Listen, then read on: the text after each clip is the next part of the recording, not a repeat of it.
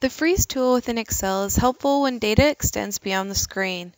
When you freeze rows and columns, they will always remain visible when you either scroll up and down the worksheet or to the left and right.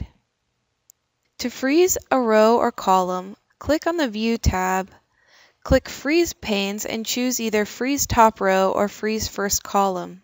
You'll notice that either the top row or the first column is frozen because it will appear with a dark line, and when you scroll, it will remain in view.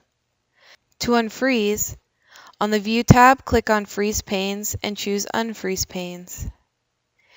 If you'd like to freeze a combination of rows and columns, select the cell that is immediately below and to the right of the rows and columns that you'd like to freeze. Then, click on the View tab, click Freeze Panes, and choose Freeze Panes. Again, remember that you can unfreeze by clicking on the View tab, choosing Freeze Panes, and selecting Unfreeze Panes.